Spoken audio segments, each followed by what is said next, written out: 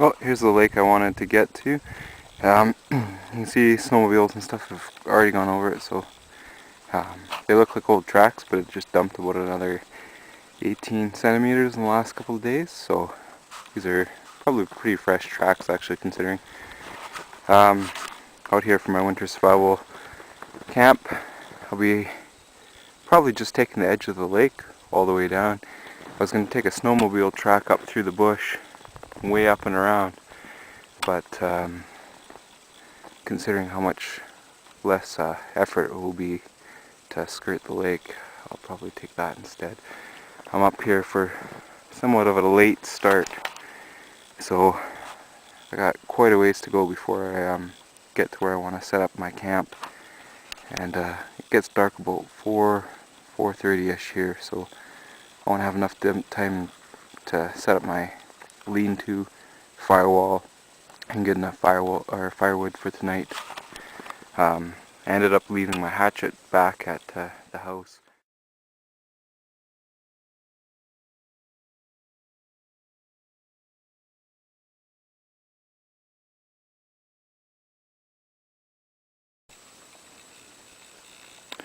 So as you can see, the snow is lightening up a little bit. It's been knee to waist deep at most points, but on the other side of this hill, a little less. Still see the lake there, tail end of it. It's a number of kilometers long. Wasted quite a bit of energy hiking through this deep snow.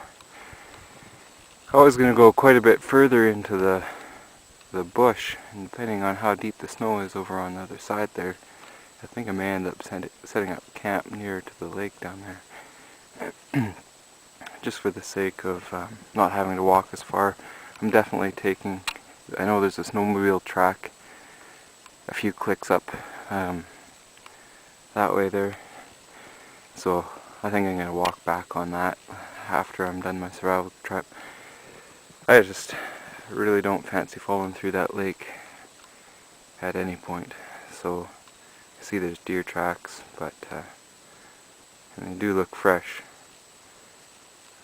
There's just so much slush on the top of it that I don't really feel comfortable doing that right now. I don't have a PFD or a friend that can help me out, so I'm going to stick to the woods, tough it through this really deep snow. It's about a good 3 feet deep at most spots, so without snowshoes I'm wasting a lot of time and a lot of energy. I've got one power bar to last me a few days, so not much energy. I think I'll stick with up here until I can secure some more food.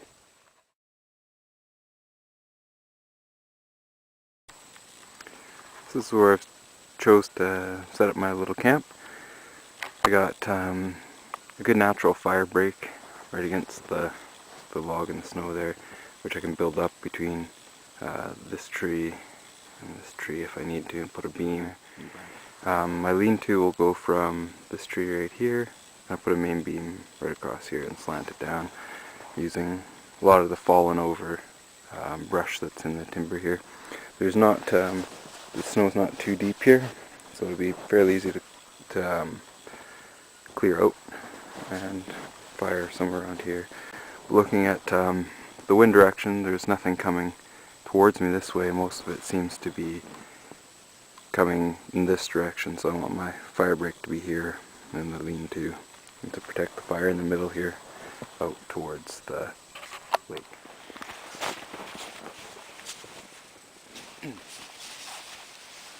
So now that I've chosen the campsite, I cleared out a lot of the snow along the canopy so that nothing falls down on me during the night or when it melts, and put out the fire or put excess snow weight on my lean-to.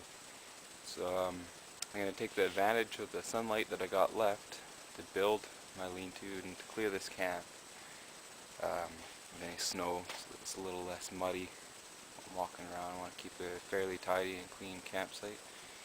And also I'm going to start shedding some layers and using the sun in the areas over there to hang and dry my clothing until I get a fire going. Take advantage of that.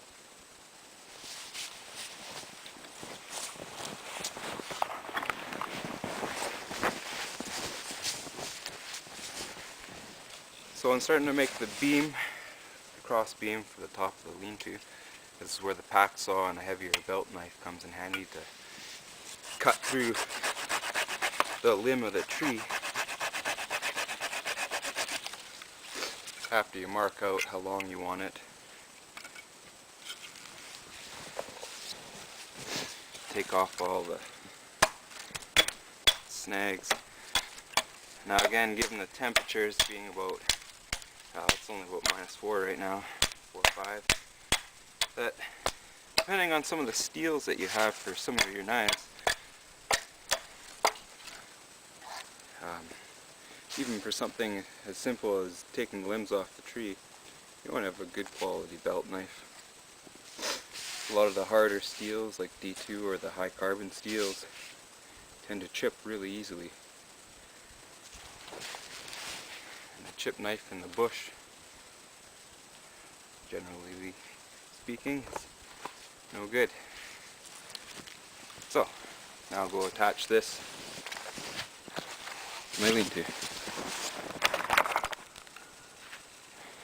So you can see I got most of my beams going down laterally. Horizontally I'm starting to add cross members to add a little bit of structure of weaving in and out when I do some bows. Here's the start of my lean-to. I cleared out all the snow underneath, got my cross beam up, starting to put lateral beams on. Well, I've got most of my mainstay posts in and ready to weave some of the boughs in. I'm not going to put too many boughs in, as I want to stay away from cutting down any green wood as much as possible and using just debris that I find lying around. A lot of this was just standing dead wood or fallen over wood.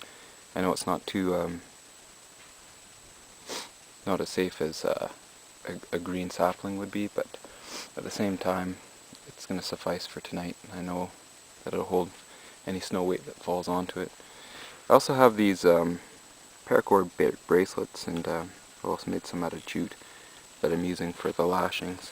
I usually try and carry, I don't know if you can see it, whenever I go out in the bush I try and carry a couple of them on my wrist to just add to my survival kit. I find lashing, use a lot of the smaller cord. I tend not to use paracord unless I want to strip the insides of the strands and 7 strands.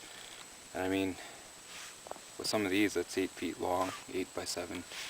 You know, it's over 50 feet of cord, so you got plenty to be able to tie a shelter and some lashings for anything that you may need for your survival situation.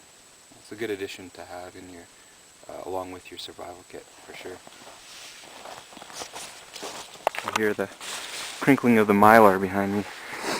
It's doing a good job of doing a windbreak, as well as hopefully going to be a good fire break, or a fire reflector, sorry. Start building the fire.